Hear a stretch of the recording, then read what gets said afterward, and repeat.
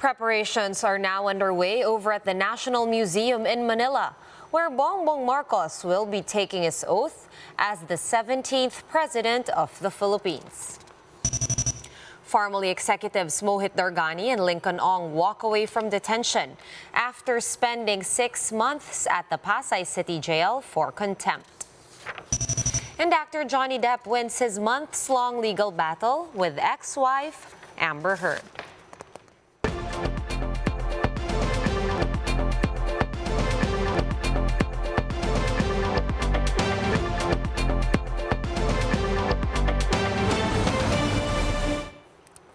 Fast, focused, and fearless. Here's a roundup of stories we're watching now. I'm Sean Yao.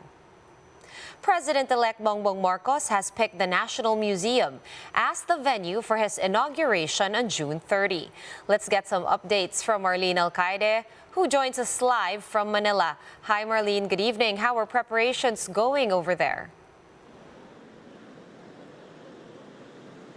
Sean, the National Museum is getting the ball rolling when it comes to preparations for the oath-taking of President-elect Bongbong Marcos later this month. Workers have started to paint the stairs and walls outside the premises. The inauguration will be held outside the museum at the entrance of the building. The Public Works Department came this afternoon to set up a mock stage. They have until June 20 to finalize and finish the structure. Another group is also tasked to do the design and decoration for the event. Incoming Presidential Management Staff Secretary Zenaida Angping explained that the museum and its surroundings match the requirements for the inauguration. The National Museum is located at the center of Manila with a picturesque white facade and a big flagpole at the center. It is considered as a historic venue as this was formerly known as the old Legislative Building.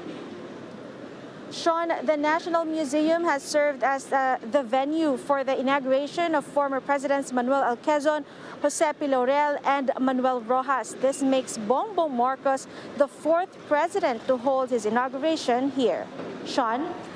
All right, thank you so much for those updates. Marlene Alcaide reporting to us live from Manila. And emotions ran high at the last Senate session of the 18th Congress as 8 senators bid their colleagues in the upper chamber goodbye. Camille Samonte with the story. It was an emotional Wednesday for many senators as the upper house as they hold the final session of the outgoing 18th Congress. 8 outgoing senators bid goodbye to their colleagues. Among those who will graduate are Senator Tito Soto, who lost in his bid for vice president in the recent elections, Senate Minority Leader Franklin Drilon, and Senate Pro Tempore Ralph Recto. They finished their 2 consecutive 6-year terms. Soto thanked fellow senators who believe in him as Senate President. Soto urged the incoming 19th Congress to maintain the independence of the upper house. Huwag ninyong payagan na mabahira ng politika ang inyong serbisyo sa taong bayan. Ingatan nyo ang respetong ibinigay ng bawat Pilipino sa Senado at sa mga miyembro nito. Senator Drilon meanwhile looked back at bills that he passed during his stint as senator. The veteran senator is set to retire after more than 15 years serving in the government. I will not say that I will be back again. I am at that stage of man's life where one no longer has grand dreams for myself, only memories. And you all will be in my memory. I hope I can be in yours. Remember me fondly and kindly. And as the many great senators before me, it is with immense gratitude and profound pride that the gentleman from Iloilo, for the last time, yields the floor. Senator Bato de la Rosa could not hold his tears and even hugged Drilon at the session hall. Drilon and de la Rosa had their moments during interpellation and debates regarding certain issues. Bato says he learned many things from Drilon. Swerte ako na nakasama ko si Senator Drilon. Naawa ako sa mga incoming new fight senators. They are deprived of the chance of going to school under you. Even Senator Manny Pacquiao thanked Drilon for his guidance, especially to rookie senators.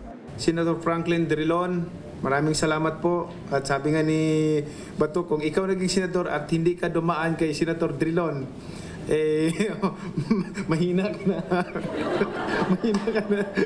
mahina ka na, senador. Senator Ping Lacson is also set to retire. He spent his 74th birthday on June 1, his last day as senator, together with his colleagues.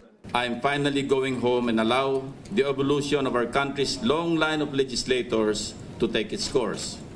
Goodbye and good luck to my dear friends and colleagues. Senators Manny Pacquiao and Kiko Pangilinan will also bid the upper house goodbye, as well as Senator Richard Gordon and Laila De Lima, who lost in the re-election bid. For News 5, Camille Samonte, We Are One News. And PhilHealth's move to start collecting higher premiums is being met with some pushback. However, the state insurer insists that the higher contributions will be put to good use. Shyla Francisco with that report.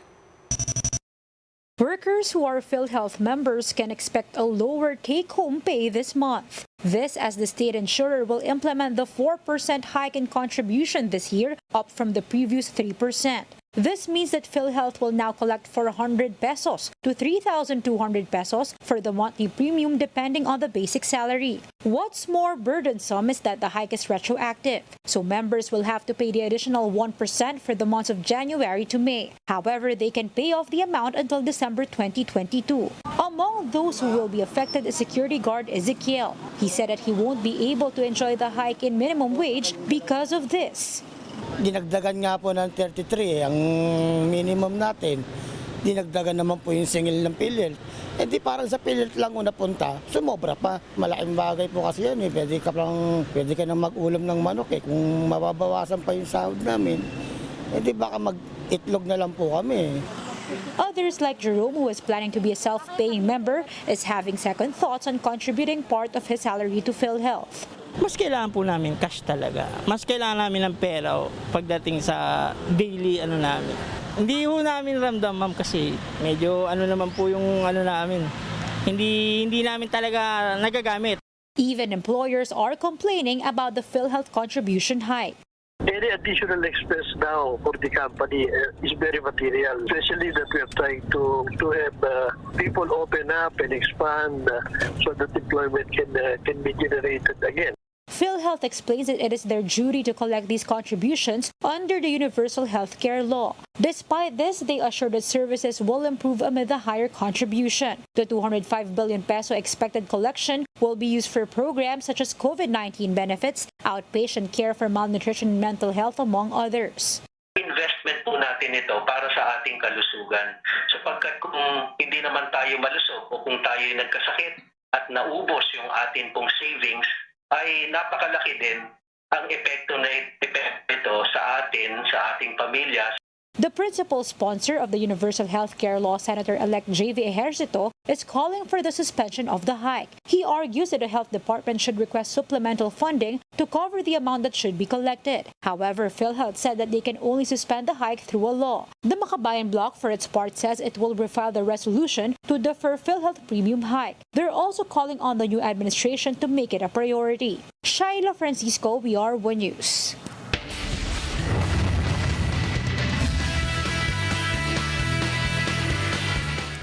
The Maharlika Pilipinas Basketball League, or MPBL, has suspended San Juan Knights assistant coach Yong Garcia over a spitting incident in one of the games earlier this week. The league handed Garcia a 3-month suspension and a 60,000 peso fine for tarnishing its image. Garcia spat on Lord Casajeros of Valenzuela City during the game on Monday. In addition to his sanctions, Garcia was also ordered to undergo RT-PCR testing. Garcia and Casajeros have reportedly settled their dispute, with Senator-elect Jinggoy Estrada acting as mediator.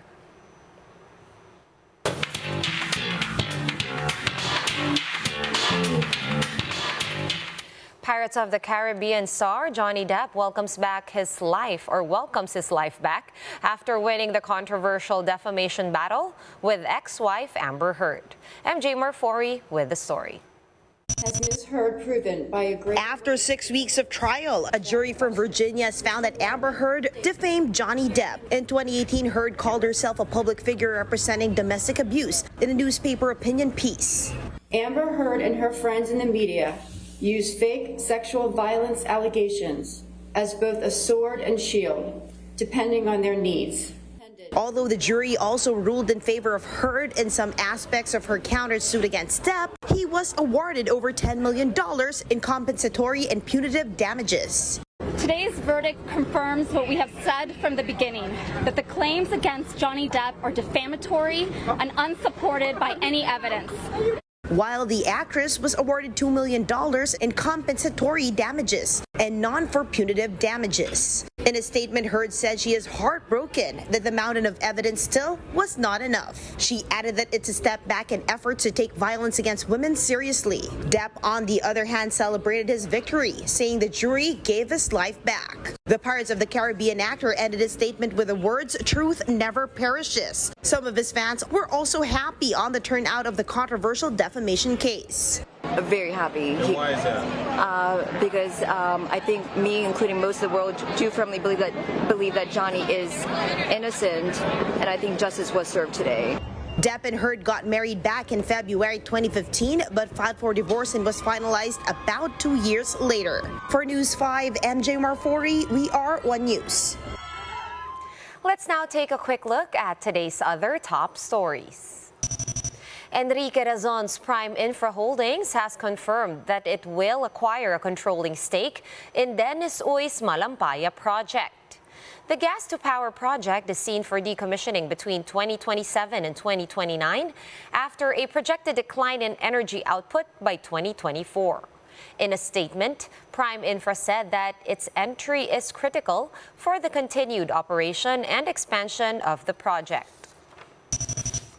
Formerly executives Mohit Dargani and Lincoln Ong have been released after more than 6 months of detention at the Pasay City Jail. Senate President Tito Soto signed the release order as the Senate adjourned for its last session day in the 18th Congress. And the PBA will be reverting to a 3-conference season this year as COVID-19 restrictions ease. The new season kicks off on June 5 with new Team Converge facing off with Rain or Shine, followed by TNT versus Magnolia. For more updates, visit News 5, the Philippine Star, and Business World online. Visit our website, onenews.ph, for more in-depth analysis. You can also catch One News on Signal Play. Register for a free account at www.signalplay.com and stream One News live anytime, anywhere. Masks on, wash hands, and stay safe, Philippines. I am Sean Yao. We are One News.